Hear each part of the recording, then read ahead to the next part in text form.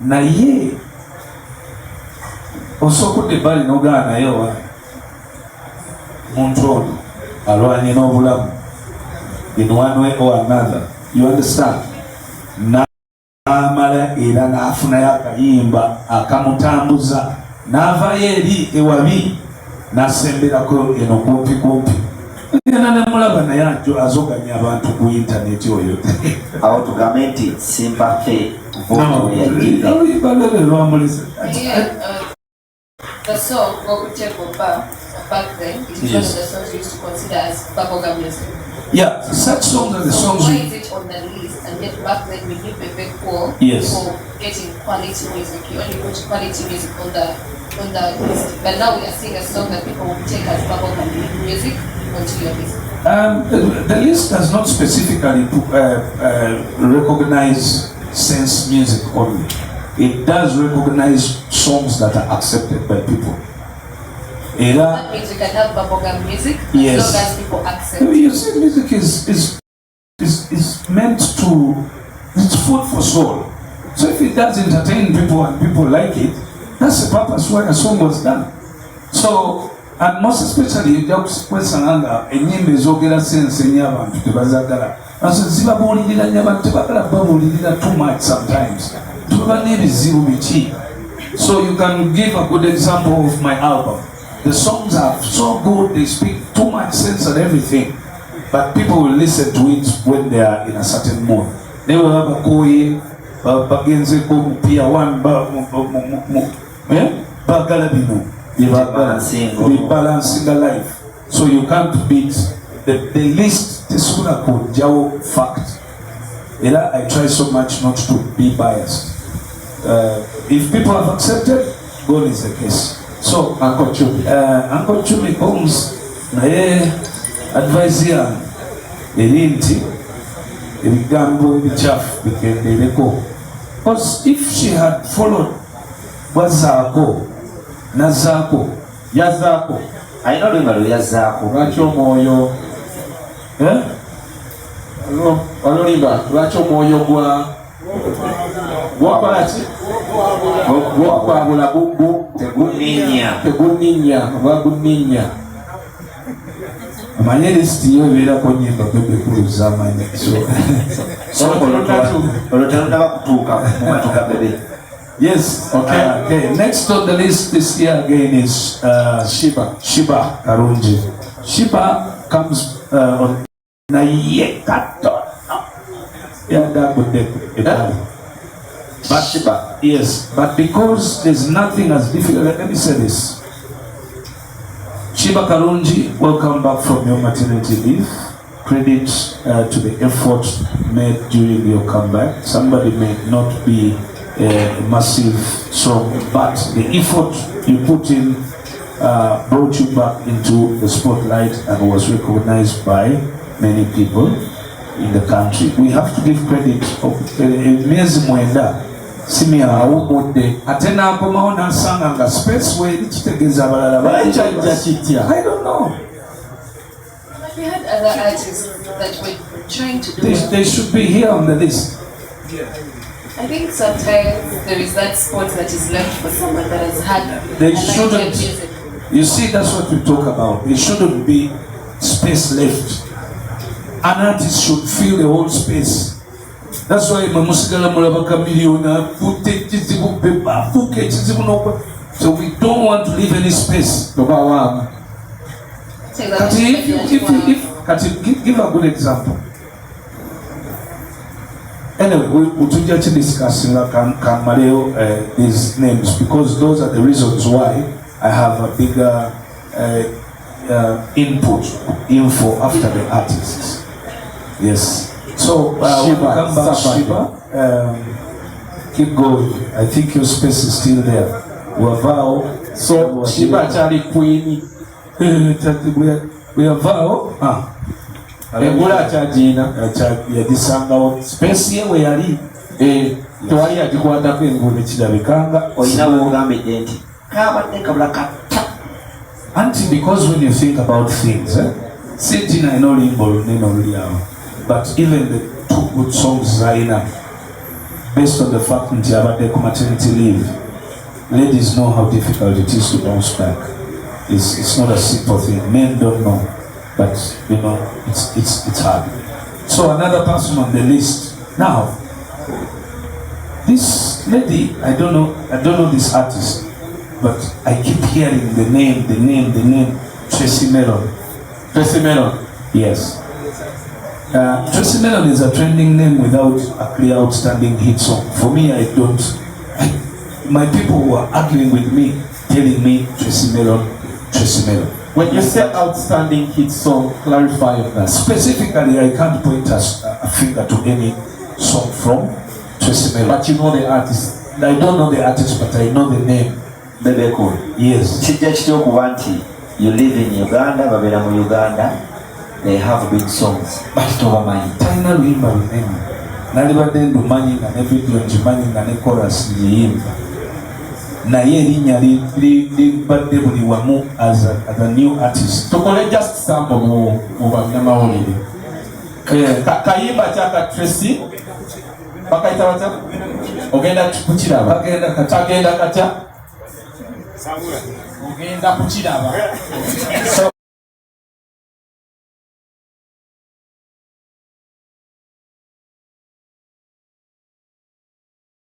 Bebe cool. Are you saying Yeah. Someone sing for us.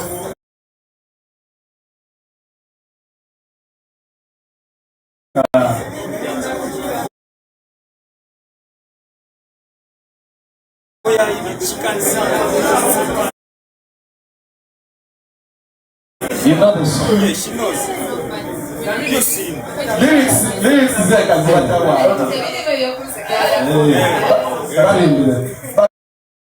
But then when you say that, I was at some dinner some time back at very good new artist. Check out those 3 songs that have done well. Ogenda Kuchilaba, there is Tobayo, there is Kakana, and the video is so well with TikTok. Yes. They are fairly good songs. Yes, but Bebe cool. In the Chemoza. For you to know an artist in Uganda one, we know Kubanga Oluyimba Lumanyi, lyrics Ozimanyi. Not necessarily lyrics. This is what happens to artists. Omuntu bakuba hit ekusangayo ne mu kisenge ogamba ani ono awe otandikira okitegeera toyinza dinayinga ne bwoba wakayingira bwoti mu club oba mu bar genda okulya DJs zibazanya, so the song will come to you, so you keep asking who is that. So what can she do? I mean, she's new. She's on the way. She's on Bebe Cool's list. Meaning her plan is probably working.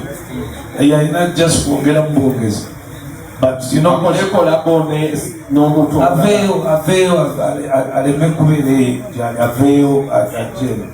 more visibility. Visibility, maybe. Yeah, but for me, when money the way, unamanti ayimba bulungi nnyo. Mbabuuza ennyimba ziriwa?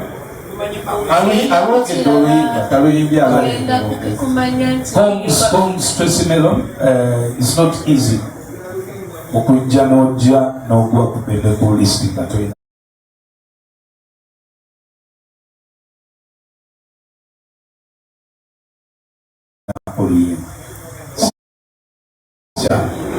So we've so far done quite a number of songs. To get a refresh.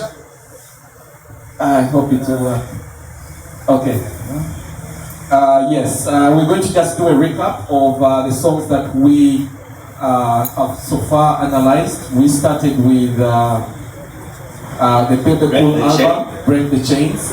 Netugenda ku Joshua Baraka, Rock Voices. Netugenda ku Elijah Chitaka, Echange Chibebi Daily Bando, Nedala, Netukirira ku Dance Vibes at My Door, and then of course Netugenda ku Kapeke, Kaba, Netukirira wa. Bebe Cool, people will come and tell you Bebe Cool is way better than Chameleon. So, but waberawo wabeerawo ebintu by'obogaging technicalities. I mean, Jose Chameleone asokuyimba ebintu byayimba nga bwayimba, then Bebe Cool najja nakola ennyimba nga Home, ennyimba nga Love You Everyday. Jose Chameleone tasazikola, ekitegedde naye ate nojja noganda naye Bebe asokuyimba Basimu Genze, yes, asobola okuyimba Vumilia, yes. Which take it. So when you compare Cindy with Sheba, the answers, I definitely knew what was going to happen. Cindy asokuyimba na kumizinda le mifu na kuroze santi bikola. So go. First of all, I battle. I just appreciated both ladies for stepping up and saying gwe kusobola olinaga nange gwe tonsobola kusobola. Naye bato yo ne Radio and Whistle. Yes.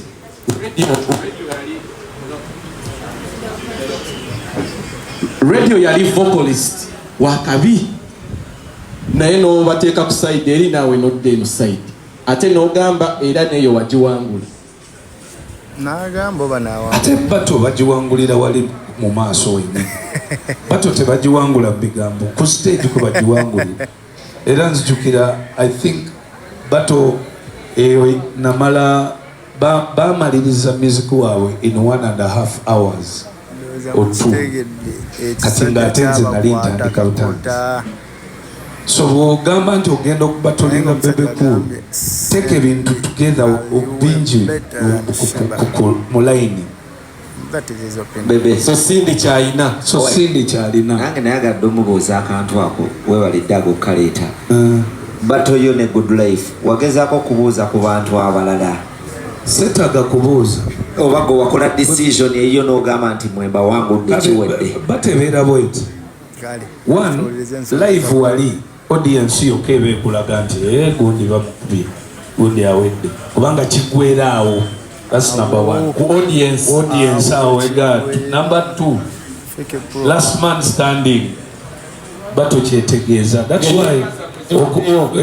why okubatolinga Bebe, okubatolinga Chameleone, it's a draw down till dawn in the morning. Ntino, when it comes to number of songs, okay, fembi tuzina. When it comes to quality of the songs, fembi tuzina. When it comes to energy on stage, fembi tulina. When it comes to amaloboozi okusigalawo paka kumacha, awo tusandika okwawukanira. At some point olina wogamba nti kati olina amala ku ssaawa 10 ng'omulala akyagenda mu maaso, audience yesigala ekyayenjoyinga oli abakubi tewaliwo kibuuza. Mumalira kumu, you finish at the same time. Nyimba ziweddeyo at the same time. Audience performance mwenna mubadde with a lot of. Kati conversation ogirekera audience.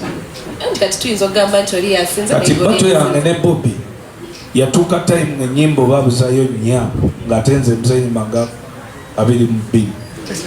Bebe Cool. Yes. Nedase. Yes.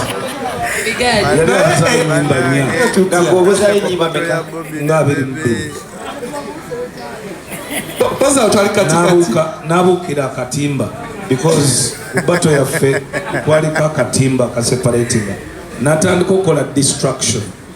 Kati ne batandika abantu ne mutandikako akaseyinga awo akagamba njagala audience ekafollowing emugambe ayimbe yimba audience ne picking ane mugamba yimba ebyakatemba biveeko kola ki yimba naye nga nze nkimanyi nti ennyimba zikoze eki ziwedeyo. Bwe mba ngenda ku bato n'omuyimbi nkwata ennyimba ze zonna nenziwandiika wansi from the best to the worst and all, then nenzija ezange nenzilistinga nentandika okumatchinga.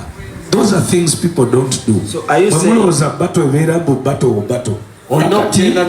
Radio and Weasel, rest in peace Radio and Weasel's thing was so simple for me. Balina all big songs zalinga over 30 nenga tenze naine nyimba nga 2. So I just came nganyambadde short nentula Bebe knowing ntino bano buli luyimba bwoluwa 3 minutes bano bajja kuba baweddeyo mu 2 hours ndyoke nkube national anthem so ntandike so batoyo ne kamiliyoni bwe bateriiwo ekisajja kibenna ng'oba oli wali eri ng'opoye teriaso tokyalina kukola batoyo kati who died battle with rematch nani ne Bobby Wine Bobby talina music luli yali ayimba ki luli yagezangako muba omusajja muba mumuwanise kalabba tuddeyo ku listi Cindy, see you tonight. Yes. Thank you so much, legendary Cindy. And then, of course, other collaborations of the year, Kapati, Alien Skin, and Sandra Nax. This, again, don't get up describing where the music has gone. That talent does not matter anymore. We fulumia ekintu kyo abantu bayinza okyagalirayo n'okola kaki akasente. So I don't know whether the song belongs to Alien or belongs to Alien. Okay, then wano credit muwo olw'okugyayo. I think Akawala, but has she done anything else? Yeah, she has another song beyond Lwakunyonyola. I know Larry alikuwa ni Alien nenga olwasooka baleta toy Nepanka. Oh, that song should have been on. Yes. No. awani yakoze muka era kati Nepanka Wasandra. then Kapati wa Alien. Oh, okay. Yes. Then Sandra is confidently seated on the list then. Okay. Yes. Then Twina Wanula have a piece and Temperature. yes, temperature. Twina ekisododo. Ngatona kwenda nnyo. Nakubola ekisododo. Twina ekisododo. Otateeka kisododo kuno polisi. Oba wedde. Bebe. Badde sawa. Ekisododo ekyo kyetaaga obudde bungi. Era tutuno tugenda awo. Ewe tugenda. Kisododo and the last collabo is Soloboka. Simanyi misoloboka. Soloboka. Masasi ganayinuka. Omuyimbi bamuyita Mad King. Ani? Mad King. Ye Mad King. Yeah, Mad King. Featuring Nandola. Hey, I'm not surprised. Nae. Yeah. Kati awemboze kwaje. Fine, let's take a break. We took I'll get your opinion first on the puzzle, then other piece, then tujja kwogerako ne Nandola ku list eri enkadde. Tugenda kwogera ku Libalwani. Mad King, yes. Tujja kwogera ku Mad King. Tulina okumuwa credit here. Okay, let's take a break. Thank you so much for tea. This indicates a worrying general decline in the industry.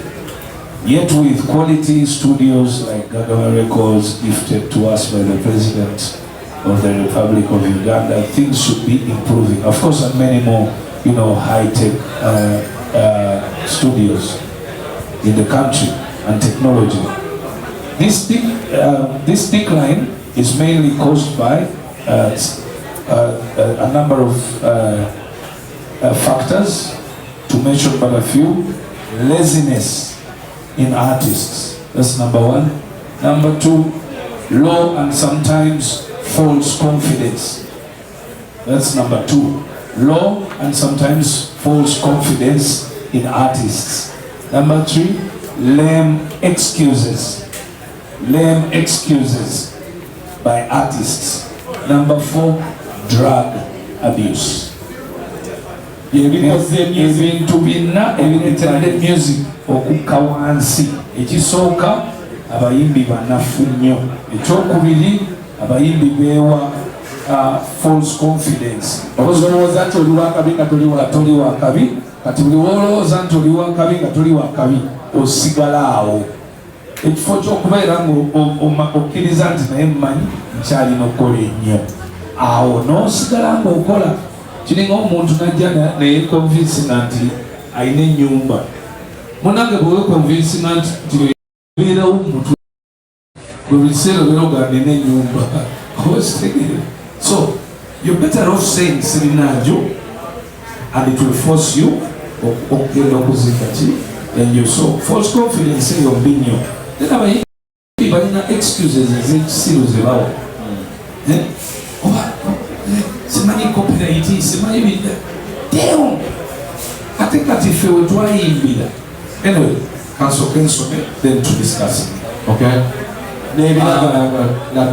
At my age of 23, I traveled to Nairobi by bus and I hustled in a country where I knew no one. Uganda then had very few radios, about 50 radio stations, and very few TVs, maybe about 10 TVs. And there was no social media. Still, I hustled, made good music, supported brothers like Jose Chameleon, teamed up with Bobby Wine, collaborated across East Africa with Waire and Nazizi, recorded global hit songs like Fire Anthem, Ube, Fire Band. I won Kora Awards,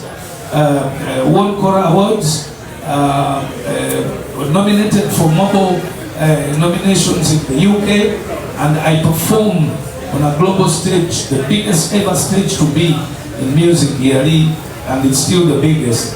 The year 4664, Yali 90th birthday, and the late Nelson Mandela. Because of music and hard work, I met global icons such as Nelson Mandela, the late, rest in peace, Will Smith, Chris Rock, Amy Winehouse, rest in peace, Lewis Hamilton, and many other big stars.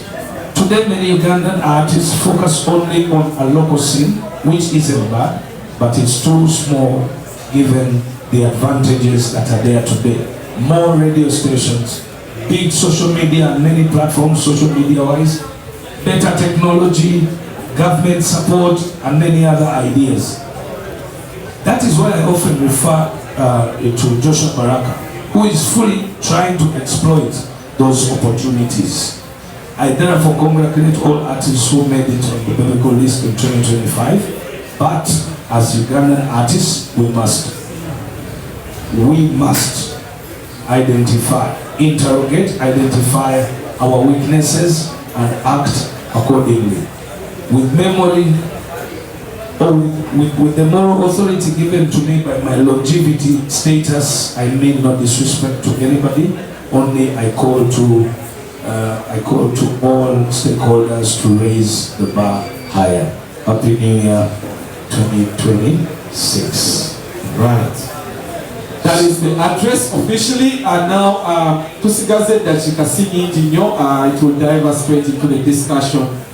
First things first, you mentioned some of the things related the music way you can over the entertainment industry to decline, omuli drugs, lame excuses, fake confidence, etc. etc. There is a new shift in the industry. Back in the day, I think one of those artists, Ebala, will perform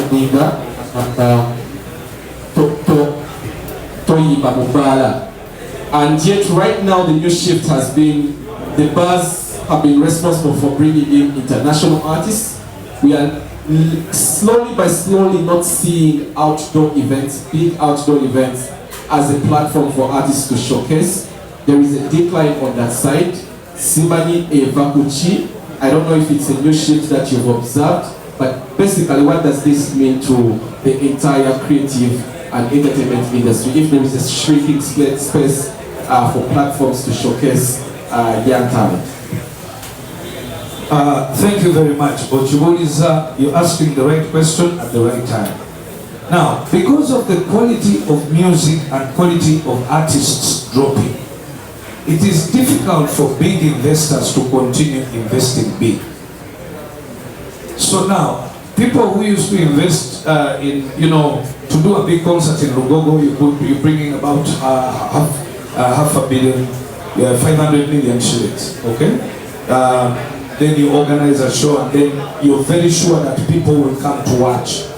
But today, if you go to Lugogo and you organize a gig, the songs that you're going to announce Goku Teko Bar, you're going to announce Sododo, you're going to announce so when you announce those songs, I am 100% very sure that you will get a loss. Yesterday I didn't get architects, but I told you last time, churches are taking more people now. People are opting to go to church on 31st than for concerts. And I think again, proof was done seen yesterday. If there was good quality music,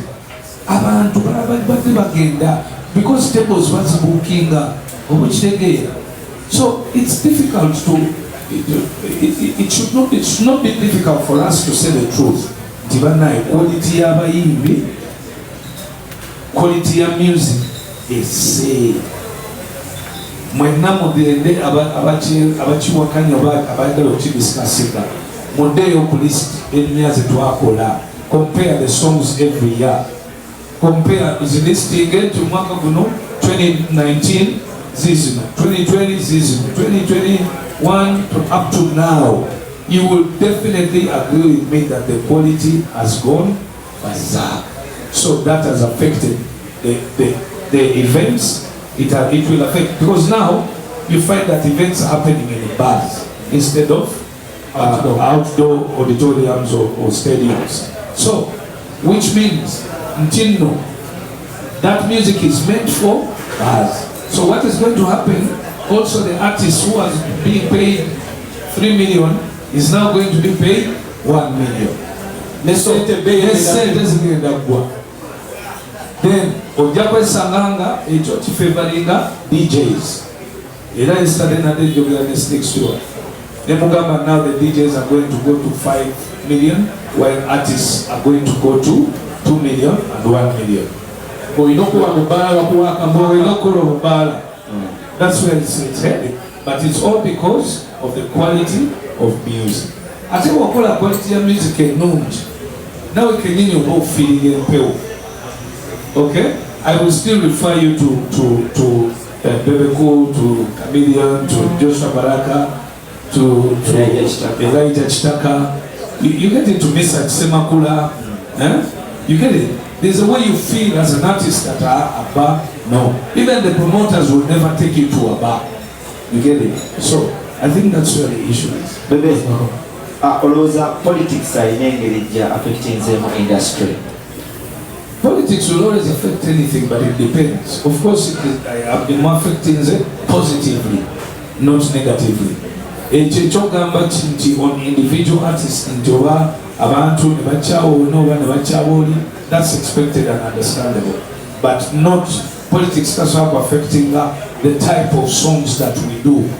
The type of songs that we do are as an outcome of the 4 weaknesses reason created there. A PCB, Zikia, because people are using a lot of drugs, the Vachatia, backcoring to then Nimfananize Zabayim far Kagamanola now maybe on Tunolida. Tosana more million over time. Which they did. Because Yasuza made the money at a midday, a fanana movie. So, all that crap. So, Bebe, you talked about musicians not having music that can be played for a long time. But if we talk about this music thing, we cannot only blame the artists. There are writers, there are producers, there are different people that are included in the whole song. So if we are to say the artist as an artist has release the song, and the song doesn't really sound like it is supposed to be sounding, can you take back the blame to the producers and the writers? No, you can't take the blame to a producer, you can't take the blame to a writer. The choice is for the artist. When they present for you a song, it's either you say yes, I like it, or not. And I'm not saying don't sing those songs, but sing a few, but go back to we know going back on music. That's why, and I advise you, that's why the likes of Bebe and Chameleon are going to stay for long. When you go back and listen to Jose Chameleon's music, why do you think he's still Jose Chameleon? Because of quality music. Because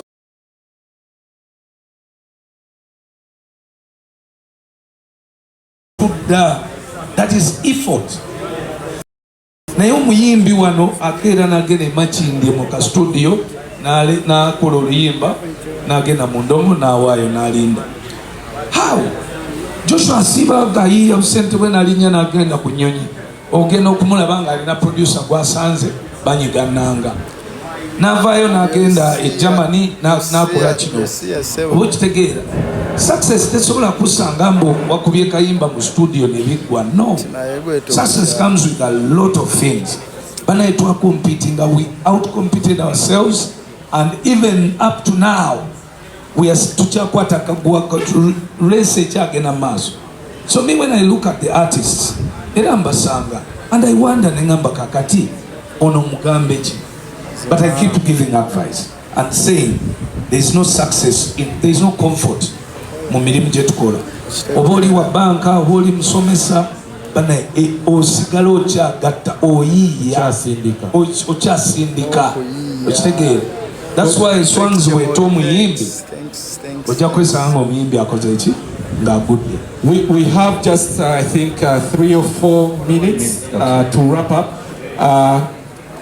I don't know, time might not allow us to open the floor to the members of the press, but let me just, the last 2 questions. These are purely about government policy. This year we saw government's commitment to the creative sector. Year 2 government gave us 66 billion in the national budget, which was a good thing for the industry. Naye sikiwambu n'abayimbi bafunye sente zino. Gwenga ali so close to the corridor of power, maybe you can give us an update on where that money is, how can the artists access that money. Secondly, when we were entering the year 2025, the president announced that yali atuwadde ekirabo ekya copyright management system. Guweddeko tetumanyi update. Kati gwenga alinaanye omukulu, kindly sokotwe update y'essente ezafulumira mu budget ne copyright law management system. Kansooke ku kye bayita ekyo kye muyita copyright management system. Ebyo ebintu omuntu yavaayo nabibagamba omuyimbi oyo ayogera ebintu byatategeera. Ayogera ebintu byatategeera. Are you saying nti buli wajja kubanga ekintu kye bayita copyright management system tikiriyo mu nsi. We are amending the copyright law, and amending the copyright law bwe tukimala ojja amendinga tugamba twali eggulu, we discuss those issues in Gulu ne tugamba tunoonye system esobola okutrackinga music. It doesn't track copyright. The technology only tracks your music to see where did your song play, how many times it played, and can you get paid this much. So those two things are totally different.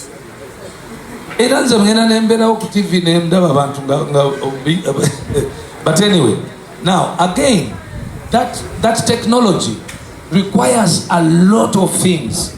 It requires hardware, because I came up with that factor tree. If you go on the internet and remember when over 10-15 years ago, I created what I call a factor tree.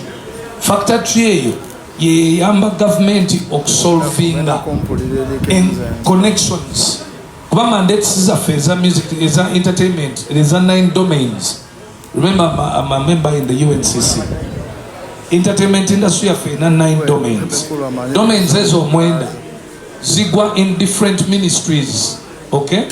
Naye amateeka okukyusa etteeka lya copyright lino wabbali kitegeeza olina okugenda mu mandate eri mu ministry ya gender, omala ogende mu ICT, omala ogende mu URA because bebakwasaganya emisolo, omala ogende mu education, omala ogende mu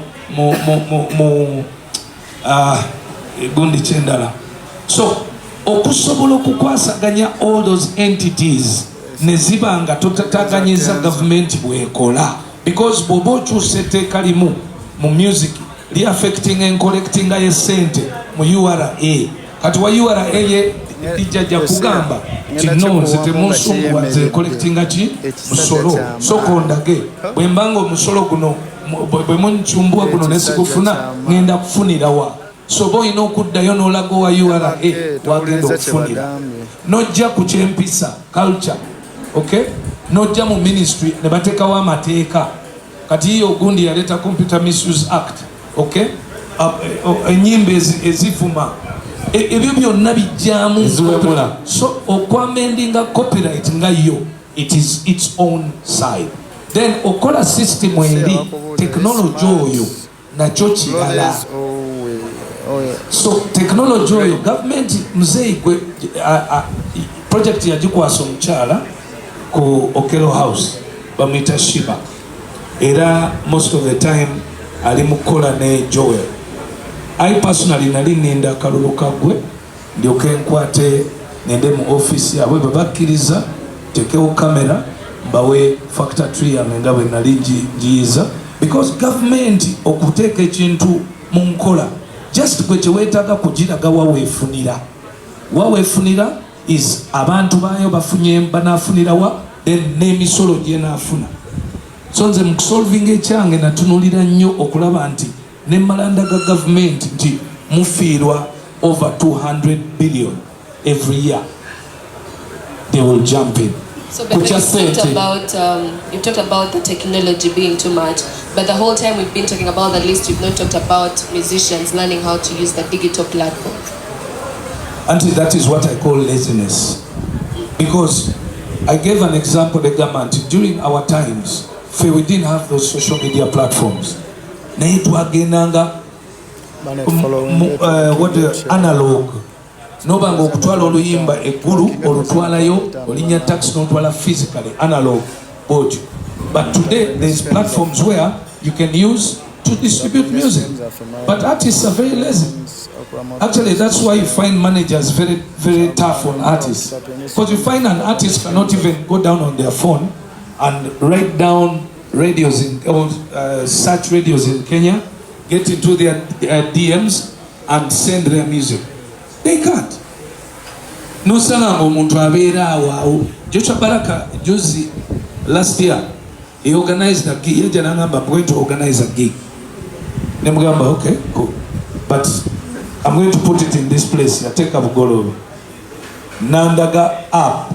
Ya chingamba kusawa nyaku macha. Try to shoot a video. Nangamba there's this app I'm going to put in, but by 6 tickets zijaba ziweddewo. Bebe kula masengenge gatuse. Let's just cross over tubaleke bagende maaso benaffe tugende maaso wano ku mutimbagano katuleke aba masengenge batambuze tubakwasa akati. Tubakwasa akati. Yes, you can continue. Yes. So aina app ku simu, people just batekayo what today I'll be hosting a concert at this place. Guys just book and say book. But most of the time mulabye some gigs abana bana bachoze bakola nogamba yi inonga sagirabyeko we bagiranga naye ngejjudde okitegedde. So young artists are not being creative enough or hardworking enough okuba nti ate ebyo ebintu ebiri naye tebabikola ki, they're not using them. So you find that is what some of the main reasons why they are sliding backwards. Ekisembayo ekya ssente kabakali ebasoma mu budget omuyimbi zimutuukako ziti esente tensobola okugamba nti esente ezo si z'abayimbi bokka. Esente ezo zirina okuba nga zigwa mu 9 domains. Domain ey'abayimbi, domain ey'abannamizannyo, domain ey'abakubi b'ebifaananyi oba okitegeera. Kakati bwe ziba nga z'abayimbi bokka, it depends on zasabibwa zitya. Zasabibwa nga zakuwa abayimbi mu SACCOs abayimbi zibatukeko kinoomu, oba zasabibwa kola projects z'abayimbi. So at the moment Ministry of Gender yafuna sente ezo neziteeka nawulidde ba architects bakayana ba promoters kuba nabo balina okufunako ku sente ezo. Ministry is take up yesterday I hear about begundiza military circles kati ba promoters ne babanga bati ogendayo okujjayo sente. So I don't know surely what the money was meant for, but as long as it is circle money, then it is supposed to be borrowed by artists and used by artists. Indirectly, President wants to support artists or the creative sector financially. All right, thank you so much. Bebe cool mweba ni nyop. Yes? Wanji? Oh, okay. Everyone's. Amanya babitanibwa rasta nze ekibuzo kyange kigenda kuddayo ku Bebe Cool list ku bantu bonna b'osomye tulabye editaliko ku list edikenzo why this time round kabaddeko ku list yo ate nga akoze nawe no list yambi, it's my opinion and those are the people according to my opinion who worked. Oluyimba kulowoozaako nga lukoze duteke ku list yo zisikayanya eno list yani ya Bebe Cool and it's my opinion. Kyobulaba nkiteekako nnyo wali. Everyone has their opinion and anyone can. Mbalabye mukoze discussions biki list zammwe, it's okay, you can give, but ene ya Bebe Cool opinion yani ya Bebe. And Bebe Cool, we've also seen some young people that have been doing good music, maybe to their fellow young people on TikTok, the likes of Tojo 256, but we've not seen you, or we've not heard you talk about them anywhere. The likes of Tojo, Sean, I'm sure people here have maybe heard about them. They've done good music, but in the bar, it has been doing well, and on TikTok. So they have not appeared on your list. Does that mean that they need to work more to get more visibility? Yeah, they really need to work more because I don't know them. You get it? It's not that on my list I only will put songs that I know and you know. Yeah. So now for those artists you're talking about, you know them, I don't know them. Yeah. Or you know their songs, I don't know the songs.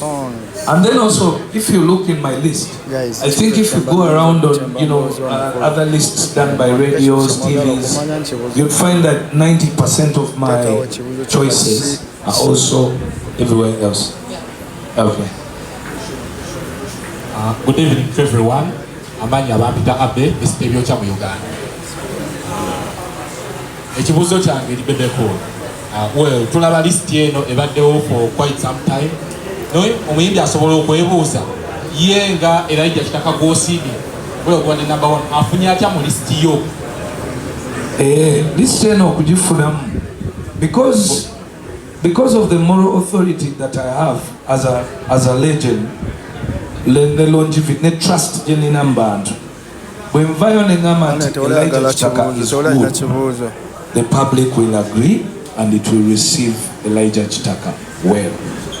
So bwatyo wafunamu kyovulaba nti nasalawo gikola so that engeri gye talina awards omuntu abenga emirimu gye emirungi gisobola okusiimibwa in that way by legends supporting and telling people, oh guys, you know what, this is a good artist.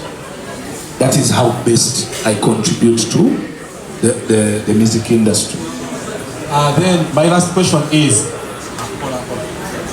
mu speech gyowadde owanye studio yo. Well, unfortunately gyotali wetwali ku mukolo gumu president yebuuza nti nga studio teyamanya what happened era n'abayimbi abamu bakomplinga nga bagamba tebamanyi kigenda maaso naye okukibuuza ekibuuzo ekyo mwenna muli bankwe kuba president we yabuuza temwavayo mugamba nti studio gyeri. Mwenna waliwo atamanyi studio ezo? Waliwo atagimanyi? Efulumya dde enyimba nga tebakolerayo. I can mention a list of artists abasukka 70 abarecordingira mu Gagameo studio bonna ba Spice Diana baani, but the issue is teba mentioning anti ba recording it dewa mu Government studio kubanze sibabera konti ateka ko log ya Government studio teteka ko kino. No, I don't do that. I don't. Ete chokubiri, you must understand the studio eyo teyali ya Kayola Elimengo President J. Dr.